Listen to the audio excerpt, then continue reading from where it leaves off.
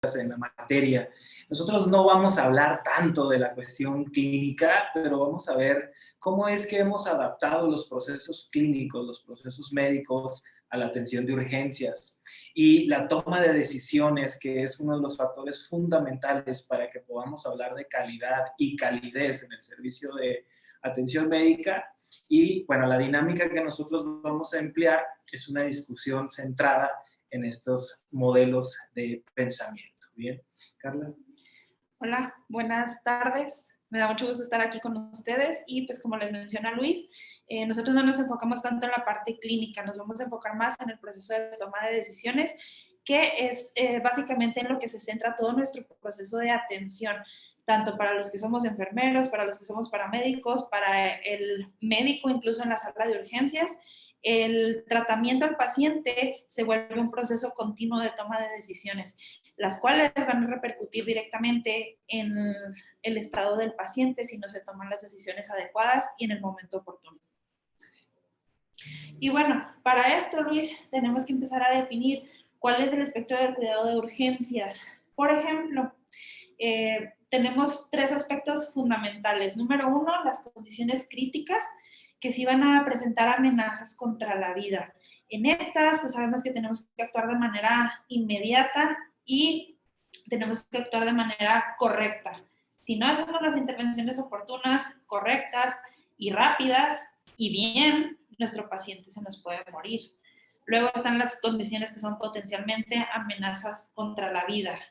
En estas, pues sabemos que tenemos que actuar, sí, pero no es necesario que me apure a actuar de manera premeditada. Entonces, ¿qué tengo que hacer ahí? Pues actuar de manera oportuna, lo que necesita mi paciente en el momento que lo necesita. Y las otras, pues van a ser las condiciones que no presentan amenazas contra la vida. En estas, pues básicamente lo que tenemos que hacer es prevención.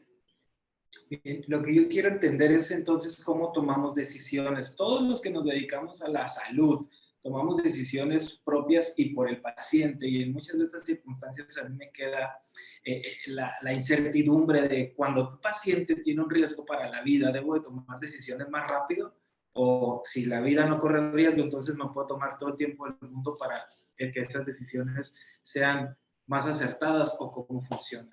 Mencioné la palabra oportuno. Ajá. Esa palabra se refiere a hacer las cosas de manera correcta. Entonces, para eso es donde vamos nosotros a utilizar varias herramientas que han actuado en pro de la toma de decisiones para la medicina de urgencias, las cuales son ampliamente conocidos. Casi todos los ponentes han estado hablando acerca de ellos y nos referimos a los algoritmos que ya manejamos de manera regular, los protocolos o incluso las guías de práctica clínica como la que desarrollaron el día de ayer.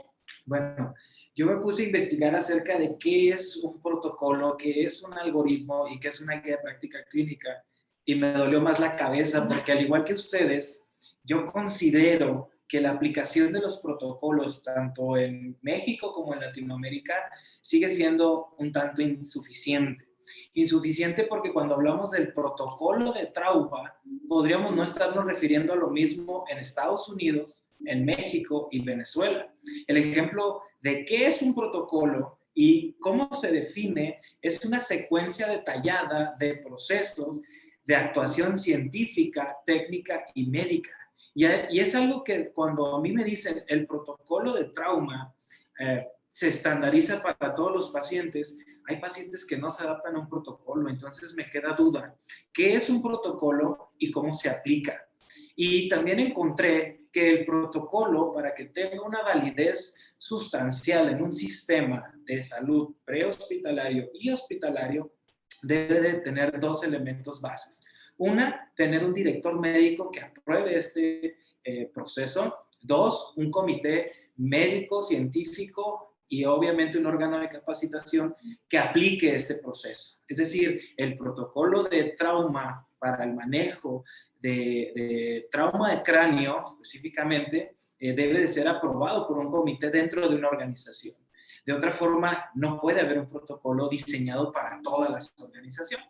Y el algoritmo, por el contrario, es un conjunto de órdenes o secuencias que podrían ayudarnos a resolver un conflicto en específico. Entonces, ¿el protocolo y el algoritmo son lo mismo? Pues a mí me parece que no. Luego también hay algo muy importante que resaltar ahí. No sé si recuerdas cuando vamos a una cena de etiqueta, se llevan a cabo protocolos. Son reglas que no van a estar escritas necesariamente. Sin embargo, que todos sabemos que se deben de llevar a cabo, pero ¿quién dice que necesariamente las tengo que llevar a cabo? Okay. ¿En dónde dice? Entonces, por eso dices que el protocolo no se adapta necesariamente a todas las instituciones. Exacto. Ok. También investigué algo muy interesante. Un protocolo no puede sustituir a un algoritmo y el algoritmo, por ende, no sustituye al protocolo. Son dos cuestiones muy diferentes. Ahora, cuando nosotros hablamos de una guía de práctica clínica, es algo muy distinto, puesto que la guía de práctica clínica se convierte en el máximo órgano rector del procedimiento o de los procesos que un sistema debe aplicar. Esto es algo muy interesante porque yo me encontré que cuando hablamos de guías de práctica clínica, hay guías de práctica clínica que se pueden adaptar a la reanimación del paciente adulto mayor de 18 años en México y no importa dónde sea su contexto, si es prehospitalario u hospitalario. A lo mejor tiene variabilidad los recursos que yo tenga, pero la guía de práctica clínica se sustenta en evidencia y en la evidencia más actual disponible, que es una palabra que me gusta, que mencionó un amigo mío, en la evidencia actual disponible y más adecuada. Entonces, la guía de práctica clínica sí puede convertirse en la secuencia de estándares o estándar de procesos de actuación. Pues sí, entonces tú me estás diciendo que la guía de práctica clínica es la evidencia de la evidencia. Es la evidencia de la evidencia. Y ustedes en su lugar, donde ustedes practican la medicina de urgencias, pregúntense, tengo algoritmos de reanimación, los cuales se convierten en protocolos o son solo recomendaciones. O en mi institución, en mi cuerpo de bomberos, en mi cuerpo de emergencias o en mi hospital, tengo protocolos diseñados para ser seguidos, revisados por un comité de capacitación y un comité científico, o hemos llegado a tener guía de práctica clínica. Son tres cuestiones muy diferentes que pueden confundirse de acuerdo a cómo nosotros las concebimos. Lo interesante de esto es la guía de práctica clínica es el elemento rector de la atención médica de todos los pacientes. Y a veces pensamos, pero en el prehospital yo no tengo guías de práctica clínica. Ojo, sí es verdad que tenemos limitaciones en algunos contextos, pero hay que buscar bien esos elementos de rectoría, porque el algoritmo de soporte vital básico no se puede convertir en un protocolo. Y para esto necesito entender qué beneficios y limitaciones tiene cada uno de ellos. ¿Por qué no nos lo explicas? Por ejemplo, el algoritmo nos va a servir para seguir un camino. Es decir, por ejemplo, podemos tomar un algoritmo para que una persona novata sepa qué es lo que tiene que hacer y en qué orden lo tiene que hacer. Okay. Pero también nos puede servir para que la persona más experimentada siga exactamente la secuencia que tiene que hacer y no se nos desvíe del tema. Sin embargo, tienen algunas limitaciones. Por ejemplo, pues estos no se van a aplicar a todos los pacientes. ¿Qué pasa si tenemos un paciente que a lo mejor presentó, no sé, un infarto y además es un paciente de trauma porque iba manejando y chocó? Conflictivos. ¿Qué es lo que vas a utilizar? ¿En qué te basas? Entonces, esa es una de las desventajas. Luego, pues como te digo, no se refieren a tratamientos de múltiples modalidades y únicamente nos van a referir un pensamiento lineal. ¿Qué pasa si el paciente se sale un poquito de ello? Entonces, el algoritmo no te da oportunidad para pensar y razonar lo que tienes que hacer con el paciente. Tomas la dirección de forma lineal. Ok. Y el algoritmo no es que no esté justificado. Un algoritmo tiene detrás ciencia, tiene muchos años de estudio o diferentes tipos de estudio. El protocolo es la conversión de mucha más información y adaptable a mi sistema. Algo de lo que mencionaron los ponentes de Colombia el día de ayer. Ellos establecieron un protocolo o una guía de práctica clínica utilizando las herramientas que hay en Colombia para el manejo del paciente de trauma. Y me llamó mucho la atención que de forma, en el soporte vital básico, mencionaban detener las crisis convulsivas en el paciente de trauma si estas aparecen. Para muchos de nosotros, el hecho de aplicar medicamentos en el soporte vital básico no está concebido porque simple y sencillamente en nuestro sistema no se aplica medicamentos en el soporte vital básico. Pero esto se debe de adaptar a la realidad de cada país y no los protocolos no se refieren a bibliografías unilaterales. De pronto es el gran error de los latinoamericanos utilizar alguna bibliografía como el protocolo lineal de trauma para todo. Y eso es algo de lo que yo vi, me llamó mucho la atención, estoy algo confundido y necesito que tú me ayudes a resolverlo. ¿Cómo logramos entonces aplicar estos procesos de actuación si quiero mejorar mi práctica? Bueno, algo muy interesante que tú mencionabas es que ellos tomaban como algo básico, algo que en algunos otros sistemas manejarían como algo avanzado. ¿Qué es lo que define qué es básico y qué es avanzado? El hecho de hacer una maniobra muy sofisticada, como una canulación endotraqueal, o el hecho de, a lo mejor, no sé, hacer únicamente la maniobra de levantar la frente y el mentón, o cómo lo definimos. Entonces, ese aspecto de tratar de manejar las cosas como blanco o negro, a mí me supone un poco de problema, porque para esto necesitamos, para dedicarnos a la medicina de emergencias, necesitamos algo que se llama pensamiento crítico. Y ese pensamiento crítico pues supone dos cosas. Número uno, el conocimiento, porque tienes que saber qué es lo que tienes que hacer, y la inteligencia, discernir o aprender cuándo lo vas a hacer y cómo lo tienes que hacer y qué tantos beneficios puede traer para el paciente. Entonces, el pensamiento crítico es la capacidad de utilizar el conocimiento de forma adecuada, juiciando los procesos para aplicar en un paciente. Me parece adecuado tu concepto. Soy bueno en esto, ¿eh? Lo que yo quiero ahora definir es, ¿el pensamiento crítico se forma o es algo que ya tenemos nosotros los seres humanos? No. El pensamiento crítico consiste en establecer ese conjunto de habilidades y para poder reunir la información, poder clarificarla, interpretarla y además ejercer un juicio sobre ella. Ok. Esta frase de Jacques Piot, utilizar la capacidad de clarificar la información, la capacidad de elaborar juicios sobre la fiabilidad de la información y la capacidad de evaluar esta información es como leer un libro y juzgar el libro para fines de aplicar la mejor oportunidad hacia el paciente. Pues sí. Ok, eso me agrada más y lo entiendo mejor. No sé cómo ustedes lo logren razonar hasta el momento, pero es muy importante que en el contexto y la realidad que ustedes están viviendo en su país, en su sistema, vean si hasta ahora tienen un protocolo el cual se adapta específicamente a sus necesidades o un algoritmo que resuelve uno de los problemas que ustedes van a enfrentar. O si hay una guía de práctica clínica. Repito, yo encontré en México la guía de práctica clínica de reanimación del adulto mayor de 18 años. Está larguísimo el nombre, pero así es. Y contiene toda la ciencia y la evidencia disponible hasta entonces, hasta su ejecución, para que el personal de salud de México aplique la ciencia en favor del paciente en paro.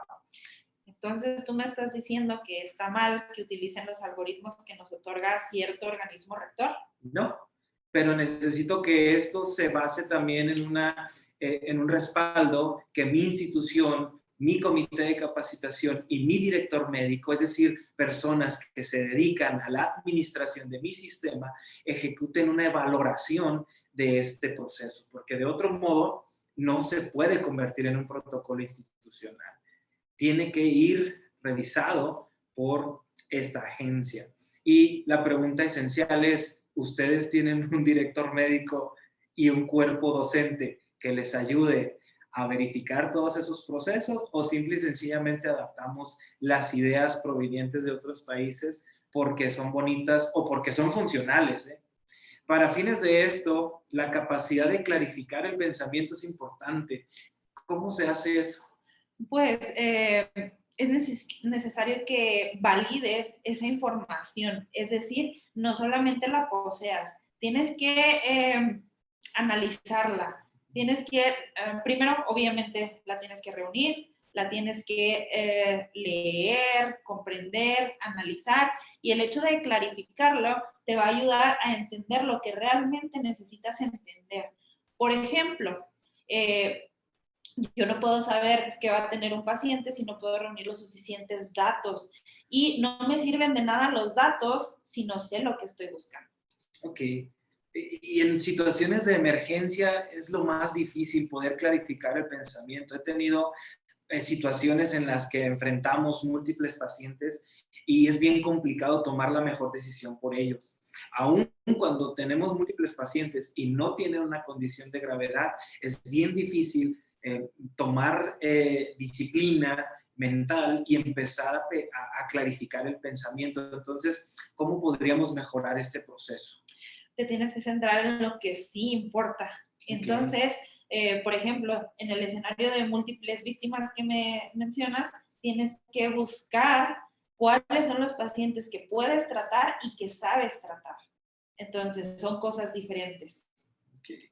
Y yo, por ejemplo, pienso que en esto, en la evaluación clínica de los pacientes en situaciones de emergencia, debemos saber qué buscar, porque si no sé qué buscar, si no sé qué estoy evaluando y no sé qué quiero encontrar, cuando un paciente me dice me duele el pecho, puedo encontrar todo tipo de problemas. Incluso en la lectura de un electrocardiograma, yo puedo interpretar errores de este estilo, como ustedes lo ven ahí, tal vez algunos de ustedes estén a carcajadas, pero hay personas que pueden malinterpretar una información como un electrocardiograma y o su imaginación puede crecer a lo mucho. Entonces, ¿cómo reúno la información esencial y justa para poder actuar una vez que yo he encontrado el problema? Mencionamos el hecho del conocimiento y de la inteligencia.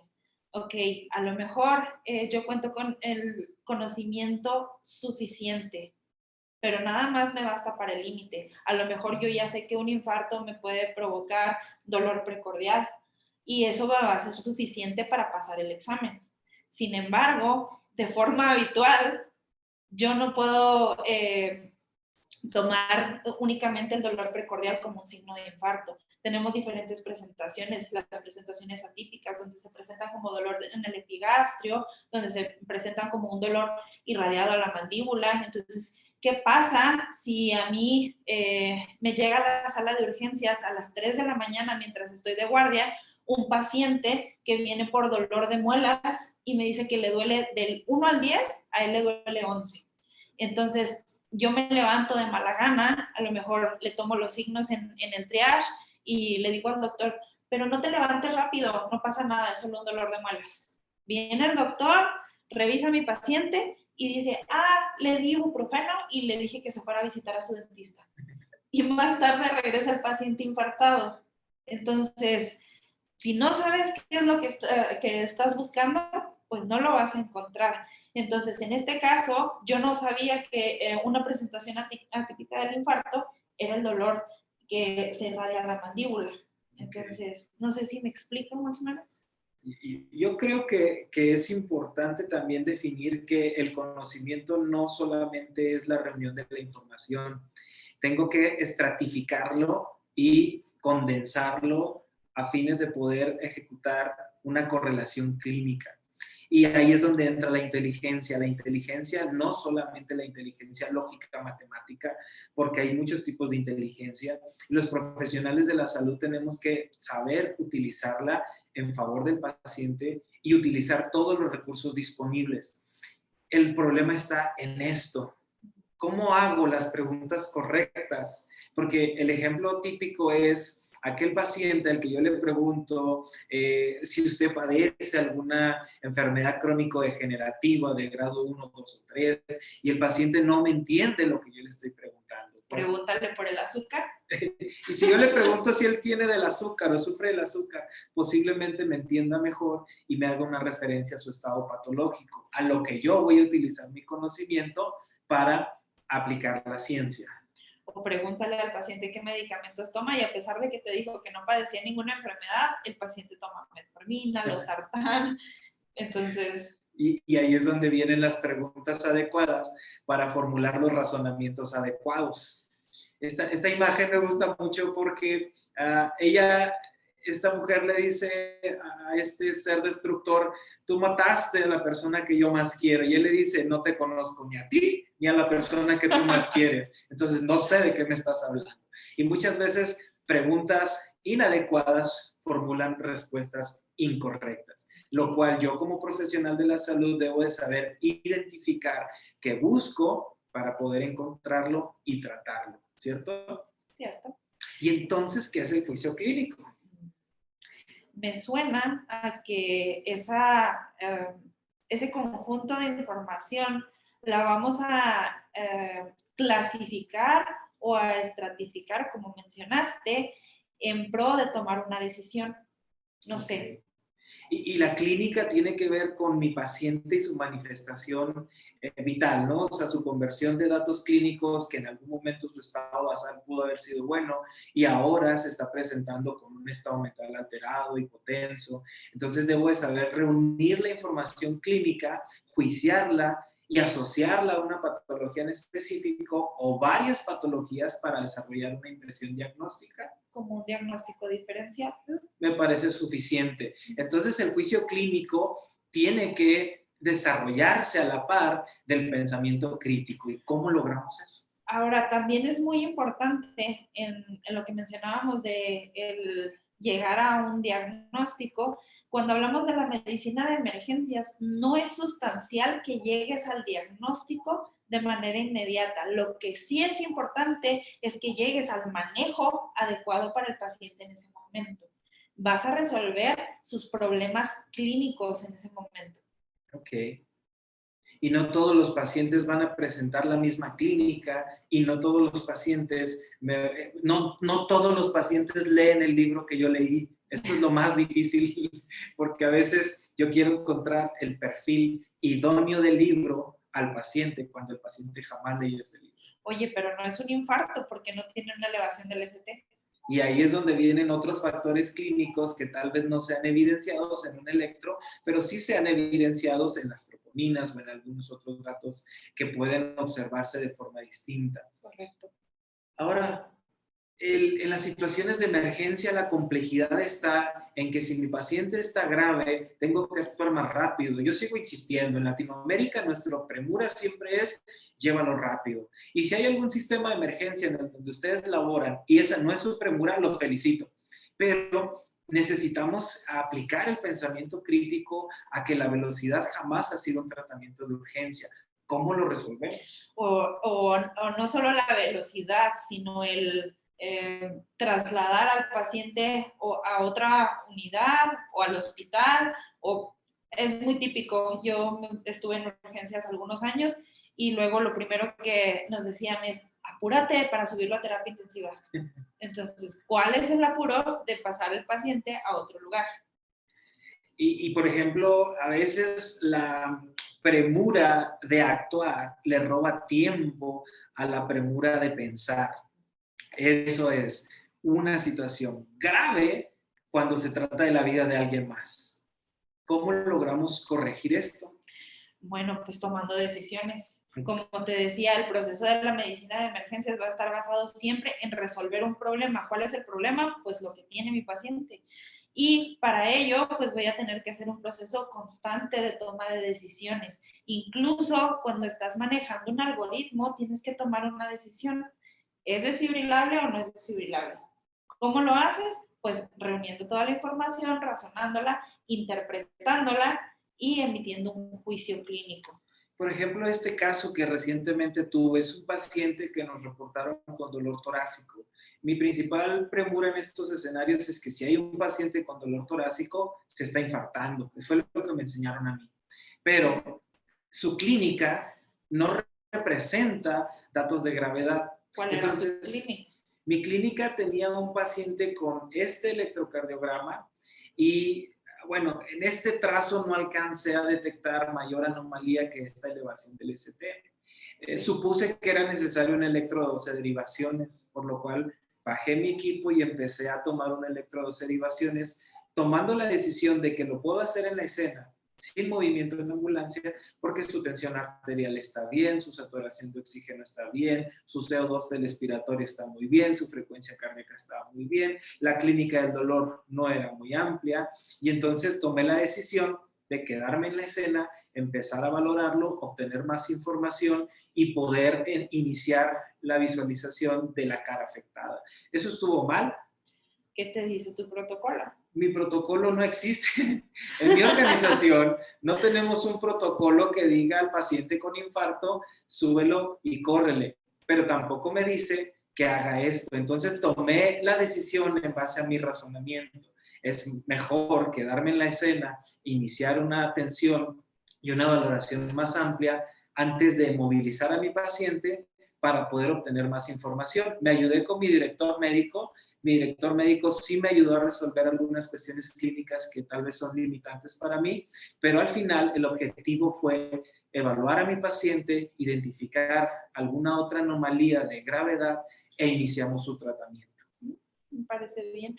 Entonces, ¿cómo llegaste a esa toma de decisiones? O sea, ¿qué te llevó a decir, no me importa lo que me estén pidiendo de que me lleve a mi paciente rápidamente y voy a tomarme el tiempo necesario para poder reunir la información y tomar una decisión de mi tratamiento? Bueno, argumenté con base en los lineamientos mexicanos de la guía de práctica clínica que al paciente que se identifica la cara afectada en un posible infarto, difiere el tratamiento de acuerdo a dónde se encuentra el infarto y a la clínica de este. Entonces preferí optar por reunir más información, validar la información, buscar con mi dirección médica cuáles eran nuestras mejores oportunidades y fue que logramos hacer esto.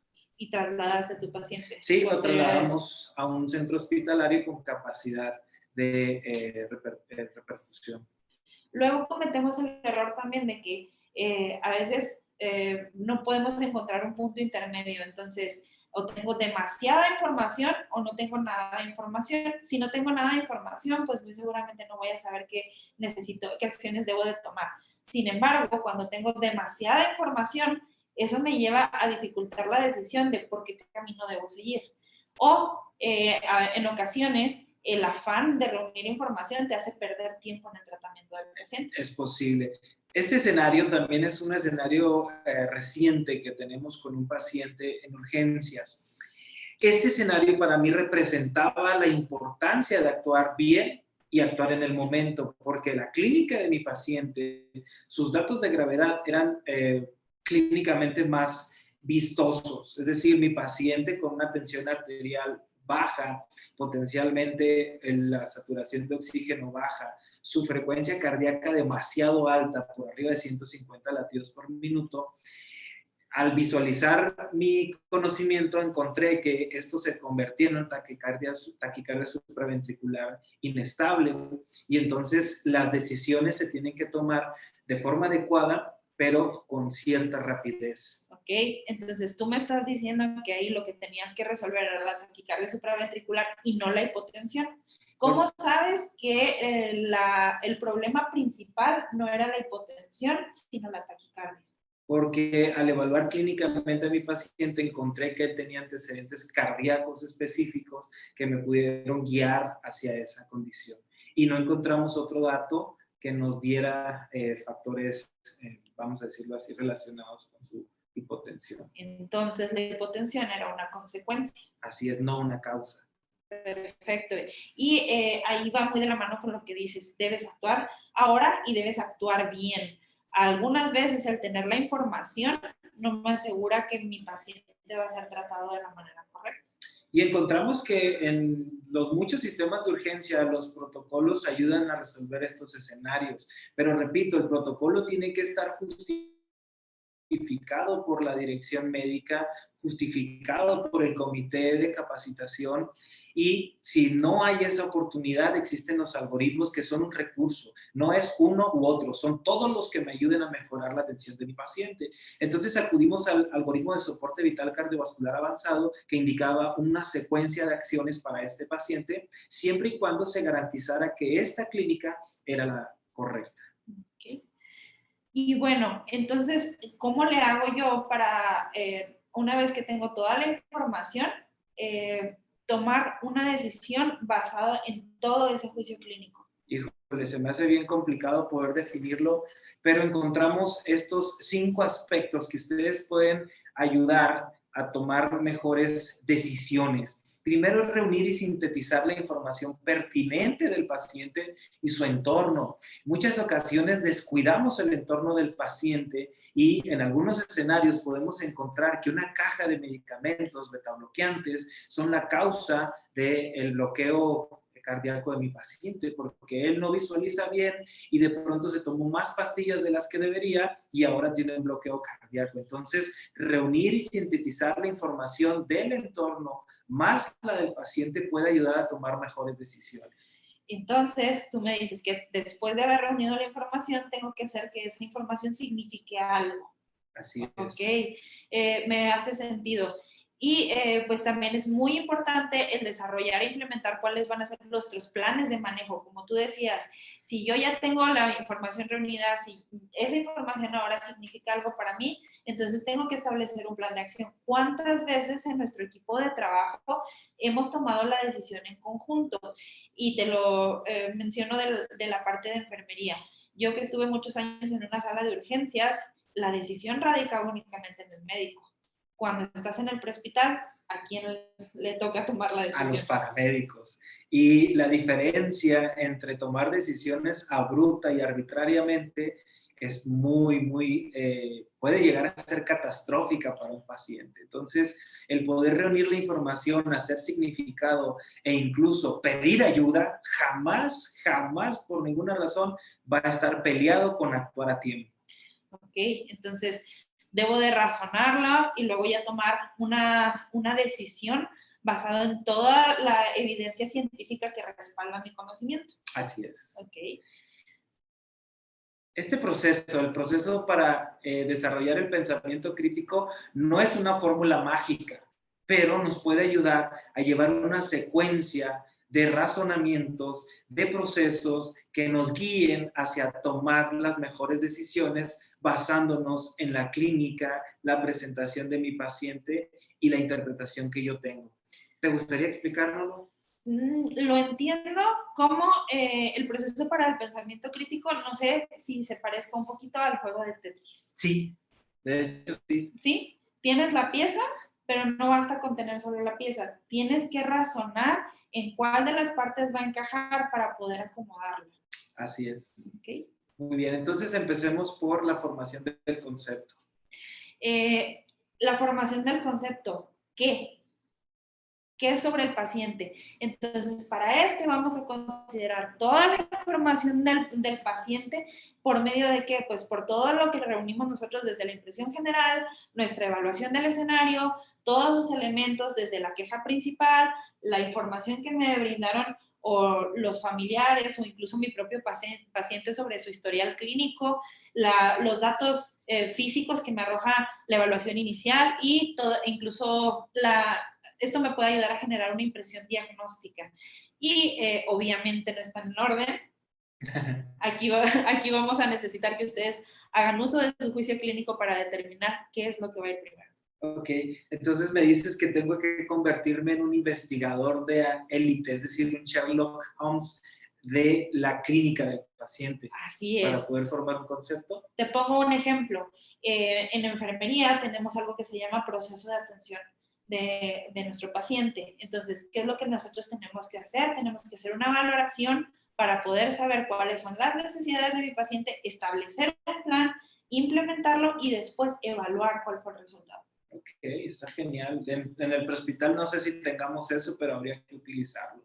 Y es bien complicado porque cuando no tenemos la suficiente información o se nos ha desarrollado un proceso de pensamiento lineal, se pueden llegar a cometer errores. Estos errores pueden afectar al paciente de menor grado o de mayor grado.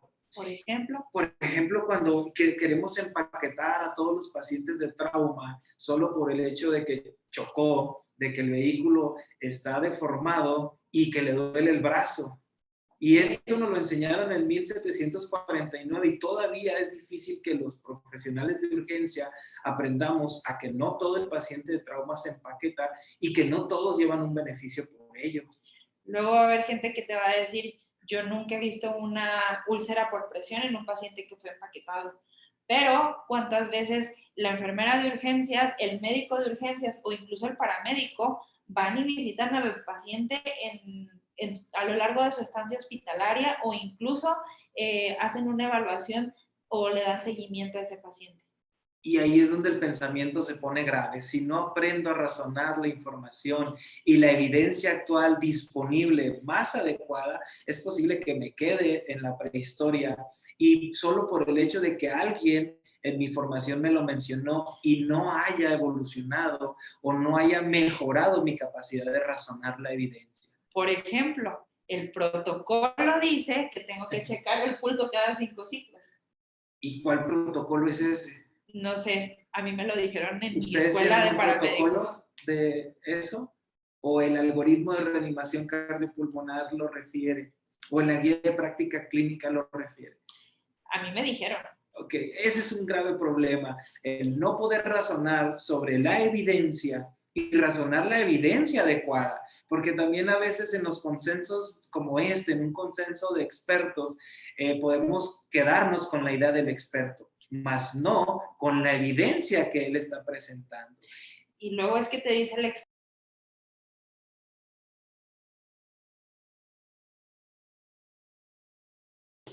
Carla, se les desactivó el audio. Ya. Listo. ¿Hasta qué parte nos quedamos? No, inmediatamente te avisé, estabas comenzando a hablar tú. Sí. Ok, ya no me acuerdo qué estaba diciendo. La reunión de la evidencia y la interpretación del experto. El experto puede reunir información con base en su experiencia, más no en evidencia. Y eso no necesariamente es válido para fines de la mejor calidad de la evidencia. El experto nunca ha visto que después de 30 años que él lleva trabajando con un paciente de trauma, un paciente se complique con el uso de la férula espinal. Pero eso no quiere decir que no vaya a suceder. Ha tenido suerte. Y los pacientes han tenido suerte también.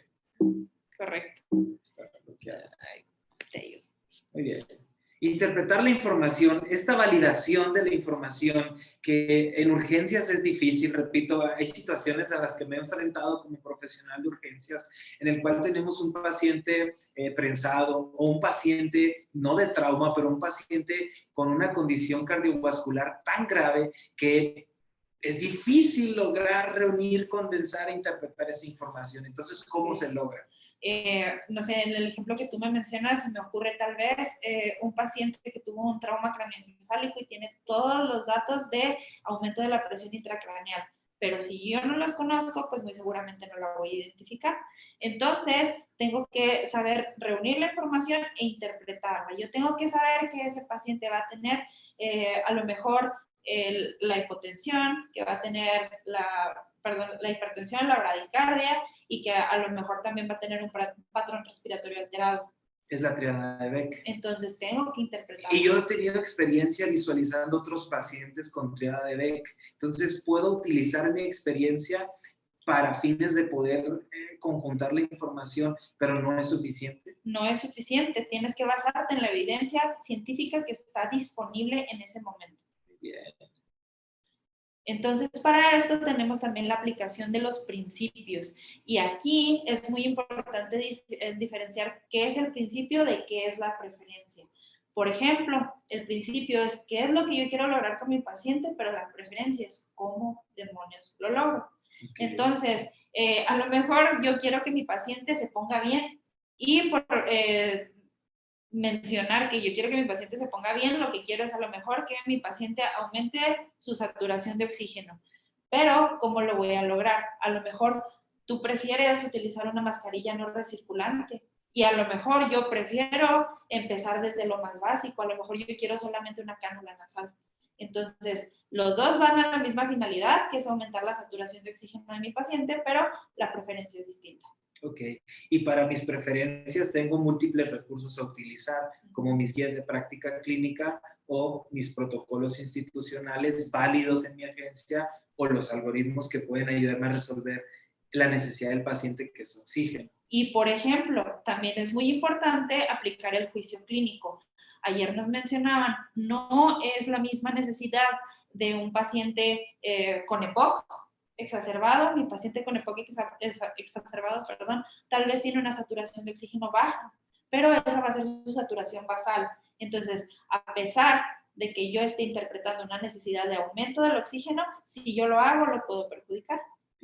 ¿Y los principios cambian o son las preferencias las que cambian? Las preferencias. Porque antes yo recuerdo que el principio de la reanimación del shock, que el doctor Zapa habló muy bien de esto, nos decían, métele líquidos, y métele líquidos hasta que lo mates. Bueno, no decía eso, pero era similar. Y ahora nos dicen, no necesita tantos líquidos, no lo mates, mejor trátalo con sangre. Entonces las preferencias pueden cambiar de acuerdo a la evidencia. Mi problema es que no entiendo bien la evidencia. ¿Cómo lo hago? Para eso tenemos que hacer una reevaluación. Entonces, ¿qué vamos a hacer? Una vez que ya se realizó el tratamiento del paciente, tú tienes que verificar que todas esas condiciones realmente hayan cambiado, se hayan modificado y saber hacia qué variantes se fueron. Mi paciente mejoró, mi paciente empeoró. Ok, y validar las tendencias también, Claro. Las tendencias hemodinámicas. Una de las situaciones muy interesantes ahora del monitoreo hemodinámico clínico de los pacientes es que no necesitamos tanta tecnología para esto. Hubo un auge de la tecnología en cuanto a ello, pero hoy en día la onda pletismográfica, el pulso, el llenado capilar, la piel como un órgano de ventana son fundamentales. Aprender a interpretar esa información y poder evaluar a mi paciente y reevaluar sus tendencias clínicas. ¿Cómo reunimos esa información? Estábamos acostumbrados, por ejemplo, a tomar el llenado capilar, nada más contando con mi cálculo mental. Sin embargo, ahora nos enseñan, el maestro Zamarrón nos enseñó, por ejemplo, cómo teníamos que hacer la medición del llenado capilar en la rodilla. El moteado. Así Muy bien. es. Y el proceso final por el cual nosotros vamos a lograr aprender de esto y lograr llenar de significado nuestra práctica clínica es reflexionar sobre lo que hemos hecho, practicar el juicio de lo que yo he aplicado al paciente continuamente y finalmente, después de la atención, validar lo que hice. Incluso si me equivoqué, poder reconocer que me equivoqué, o si lo hice bien, poder reconocer que lo hice bien. ¿Cómo se le llama eso? Me estás hablando del proceso de debriefing. Ajá. Ah, bueno. Entonces, el proceso de debriefing va a ser un elemento que vamos a utilizar para poder reflexionar sobre todo lo que hicimos y cómo lo hicimos y qué repercusiones tuvo en mi paciente. Y además, las repercusiones que tuvo en mi persona también. Entonces, es muy necesario entender que el proceso de debriefing no trata de juzgar qué es lo que hiciste mal. Es decir, es que en qué te equivocaste cuando manejaste a tu paciente del supuesto infarto. No. Lo que pretende el análisis del caso como tal es tratar de llegar a la conclusión de qué hicimos, cómo lo hicimos y cómo lo voy a mejorar. Entonces, para esto tenemos un proceso sistematizado. Por ejemplo, en el lugar donde yo trabajo tenemos establecido que siempre posterior a que se presenta un evento de paro cardiorrespiratorio, se tiene que analizar la situación, independientemente de si se suscitó en hospitalización, en terapia intensiva, en urgencias, no importa que haya estado el personal más experimentado, siempre se tiene que analizar, y esto nos lleva a tomar mejores decisiones sobre qué es lo que tengo que hacer la próxima vez que se presente. Aquí me queda la duda, en sus sistemas prehospitalarios, en sus sistemas hospitalarios o en sus cuerpos de bomberos, ¿hacen debriefing después de cada intervención? Y si no lo hacen, ¿no es buen momento para empezar a aplicar esta mejora estructural al desempeño que ya se tiene? Porque de otro modo no vamos a lograr entender qué hicimos y cómo lo vamos a mejorar. Y todos los aspectos de la medicina siempre son perfectibles. Exactamente. Muchas veces el hecho de que no mejoremos algo es porque no detectamos qué es lo que está mal. Ok. Y hablar de los comportamientos facilitadores, ¿cómo lo logramos? Pues número 1, evitar el pánico. Es decir, cuando necesites actuar ante una emergencia, lo último que tienes que hacer pues, es correr en círculos. Okay. Y pues nos dice ahí asumir y planearte para lo peor. Pero, pues como mencionábamos en alguna ocasión, esto es un arma de doble filo. Siempre nos dijeron, hablando del ámbito prehospitalario, cuando te preparas para un servicio, espera lo peor. Y luego llegas al escenario y resulta que no era lo peor, era solamente un señor con dolor de cabeza.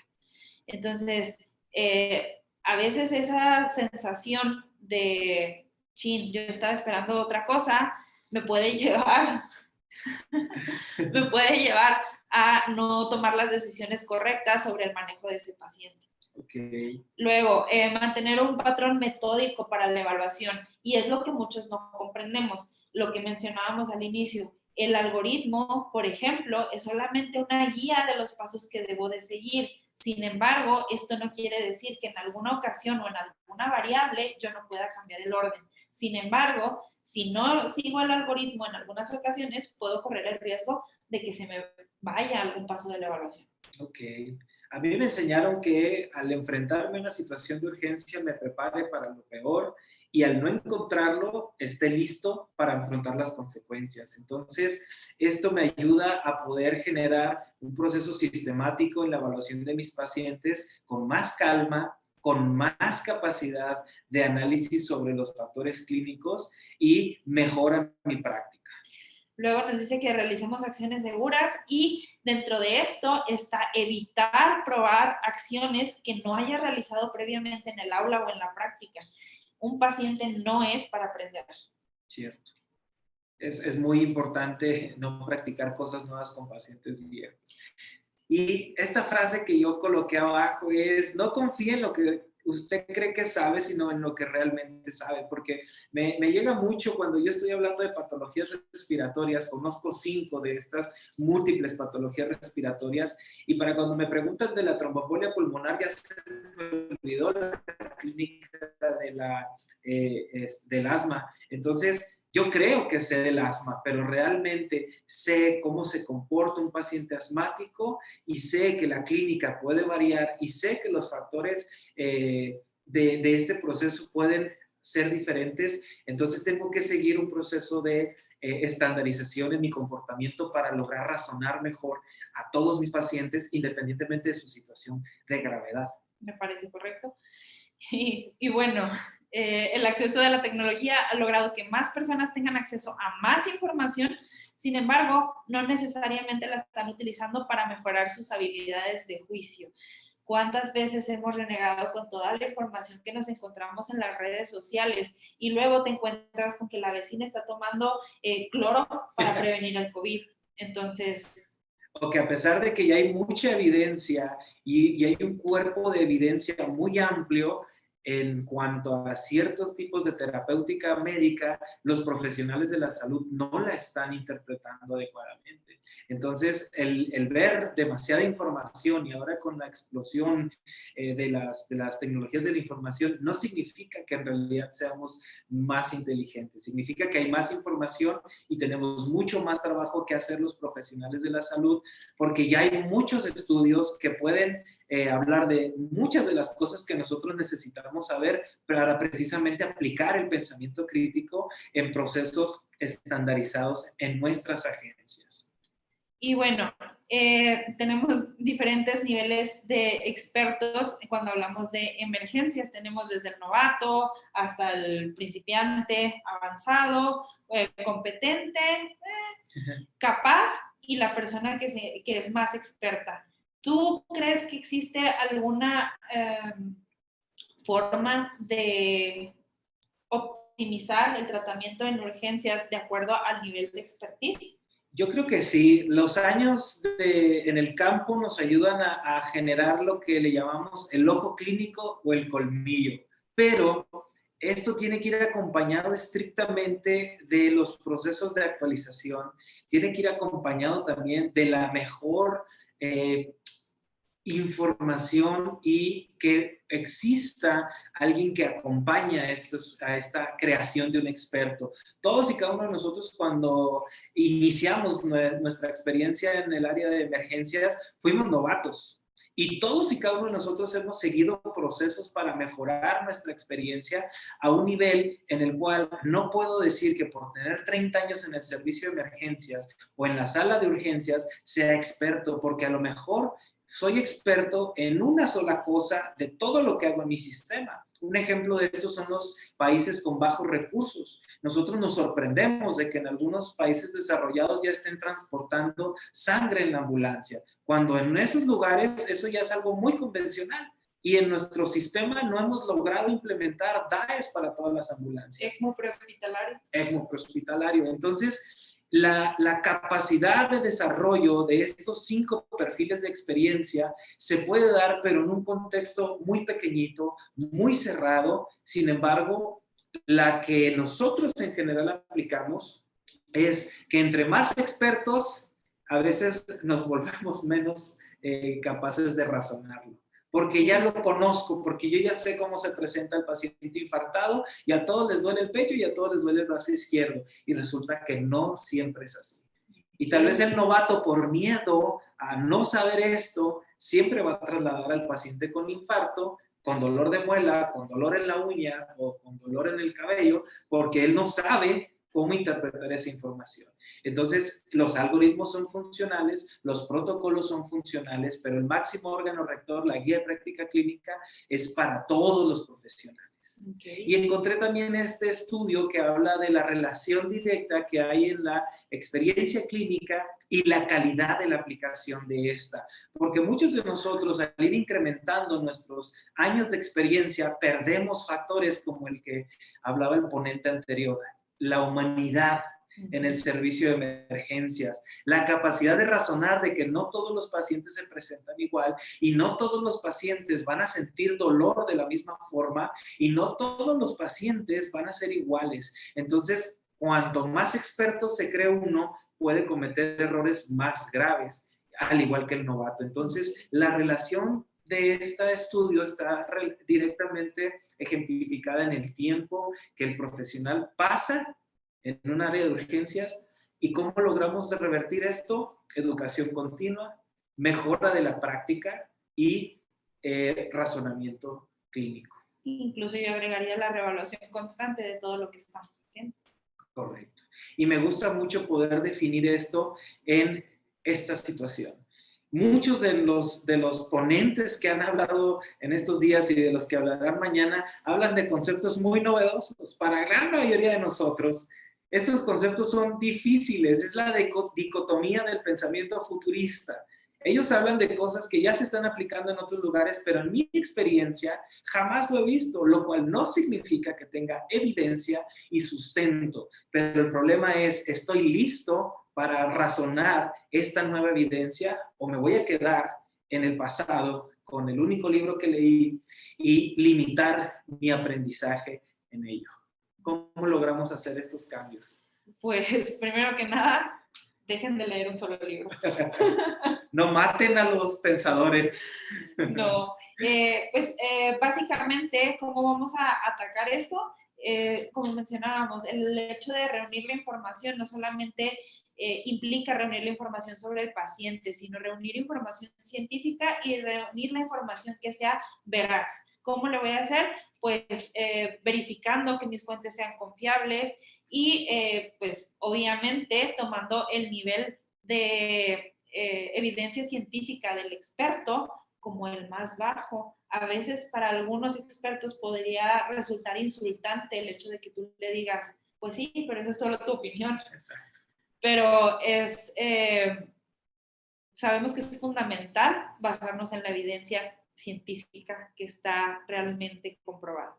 Muy bien, en resumen, el pensamiento crítico es la capacidad de juiciar todo lo que nosotros tenemos enfrente, adaptar esos procesos a la clínica es algo fundamental en nuestros tiempos. Hoy en día hay tanta información que si no la aprendemos a razonar, a estratificar y a aplicar en un paciente de forma adecuada, podemos cometer graves errores. La fortuna que tenemos es precisamente esto. Hay suficiente evidencia en el mundo y suficiente evidencia que podemos reunir entre todos en una sola agencia para poder hacer la medicina clínica que a nosotros y a nuestros pacientes les beneficia. Ahora mi pregunta es, ¿dudas de algo? De todo. Muy bien, con esto vamos a concluir nuestra charla. Le agradecemos mucho a todos por habernos escuchado. Esperamos que esta charla sirva para que ustedes empiecen a visualizar estas cuestiones en sus departamentos. ¿Tengo realmente protocolos? ¿Estos están basados en evidencia o a alguien se le ocurrió y simple y sencillamente seguimos protocolos que no están escritos ni descritos en ningún lado? Y hay guías de práctica clínica para el ejercicio prehospitalario y estas se aplican al ejercicio prehospitalario para poder empezar a fortalecer esto. Y como último mensaje, siempre que vayan a estructurar un proceso de debriefing, tengan a alguien que pueda acompañar estos procesos para visualizar la mejor aplicación de la ciencia. Víctor, bueno, primero que nada les agradezco a todos su permanencia, que nos hayan escuchado y espero que también de la misma forma que Luis les haya servido esta charla para poder analizar cómo estamos en nuestros servicios de urgencias en este momento, qué es lo que estamos haciendo, cómo lo estamos haciendo y qué es lo que vamos a mejorar. Que a partir de aquí nos llevemos acciones para poder mejorar el servicio de nuestros pacientes y la experiencia de ellos. Y pues Víctor, te agradecemos mucho la invitación. Gracias, Pana. No, gracias a ustedes por la excelente charla, de verdad. Me tuvieron aquí todos estos minutos con una sonrisa. Me encantó mucho el abordaje. Gracias por haberla preparado de esa forma charlada. Creo que muchas personas en el público pues deben estar así como yo. Y bueno, vamos a darle la oportunidad a algunas personas que puedan interactuar con ustedes, hacer algún aporte, alguna pregunta, ya que pues tratamos aquí de que todo el mundo pueda participar. Estamos un poquito pasado del tiempo. Pueden alzar su mano las personas que quieran hablar con los ponentes. Recuerden que en interacciones pueden hacer esto y así poder darles el paso para que puedan hacer alguna pregunta a Luis y a Carla como tal. Bien. Entonces, en este momento veo que alguien alzó la mano, Fabián Guerrero. Voy a darle, activar el micrófono, Fabián, para que puedas hablar con ellos. Buenas noches.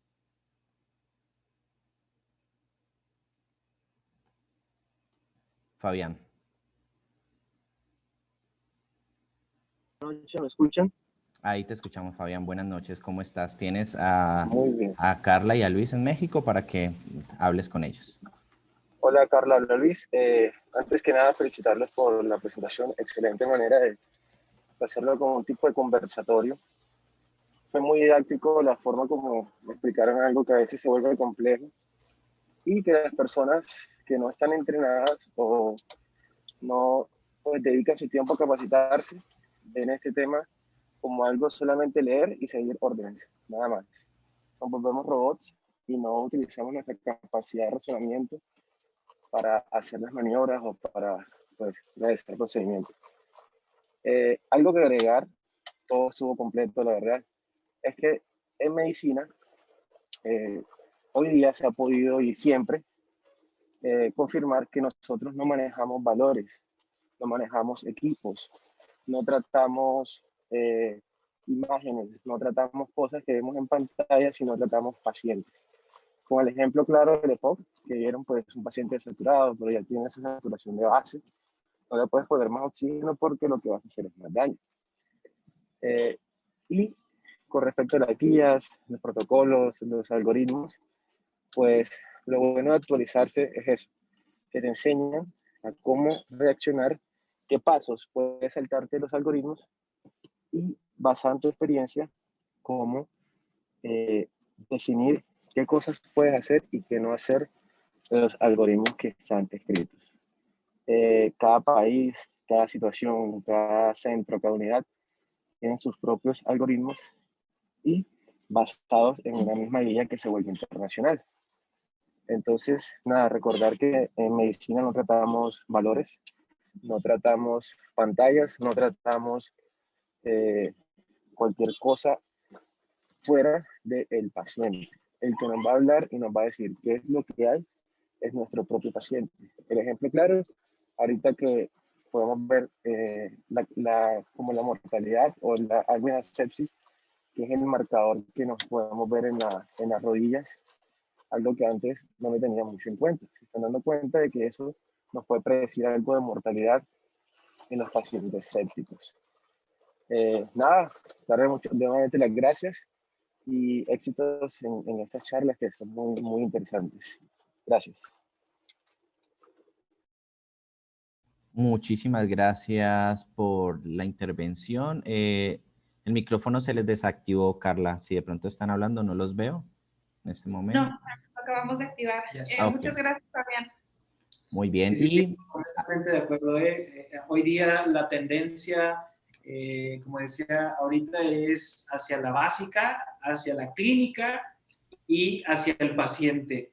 En algún momento quisimos evolucionar hacia la tecnología. Esta no está de más, pero el paciente tiene la mejor evidencia de lo que a él le sucede. Exacto. Correcto, Fabián. Muy bien, vamos a darle paso a Jesse, que lo veo aquí también con la mano alzada. Voy a darle permiso para que active el micrófono. Jesse, ¿nos escuchas? ¿Puedes hablar? Sí, amigo, ¿qué tal? ¿Cómo estamos? Bien, se escucha un poco bajo. A ver, ¿se escucha mejor? No sé, no, se escucha muy bajo. Pues yo lo escucho bajo, no sé, Luis y Carla, ¿cómo lo escuchan? No.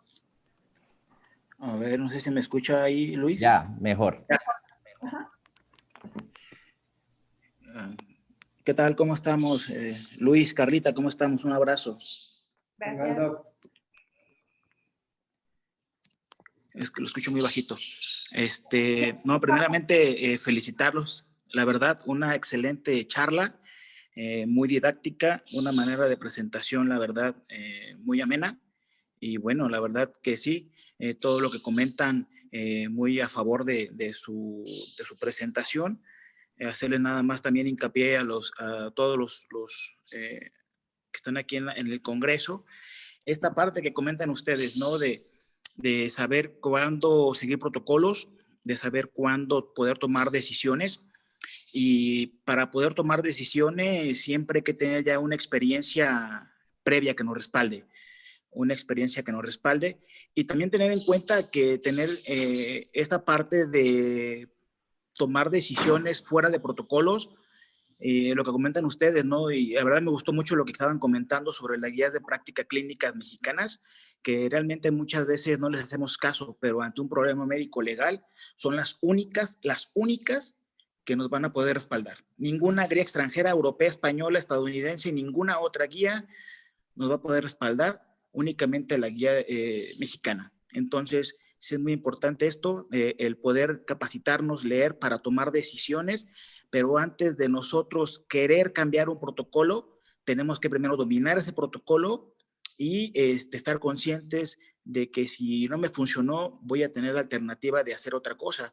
Pero si yo soy una persona como la diapositiva que comentaban ustedes, desde el nivel más bajo hasta el más alto de aprendizaje, si yo estoy en el escalón más bajo, no tengo el más mínimo derecho, ni se me debiera ocurrir a mí cambiar un protocolo. Entonces, Fuera de eso, bueno, una excelente charla, la verdad los felicito. Un abrazote hasta allá, hasta donde andan, acá al norte del país.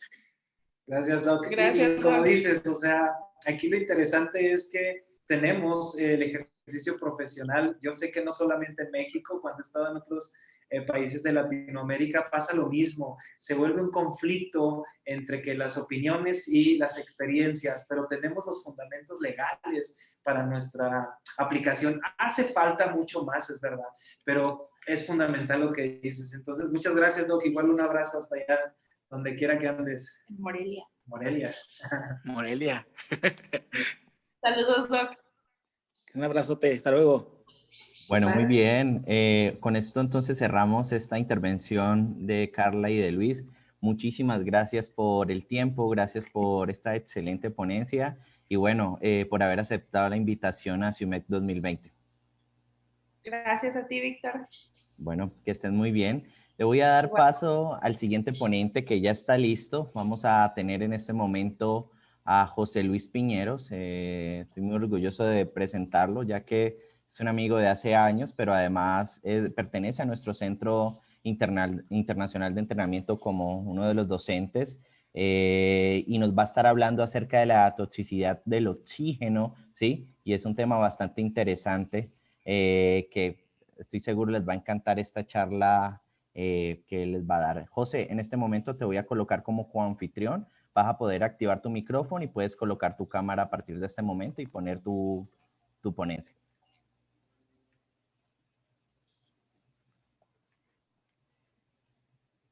Buenas noches, José. ¿Me escuchas? Hola, ¿cómo estás?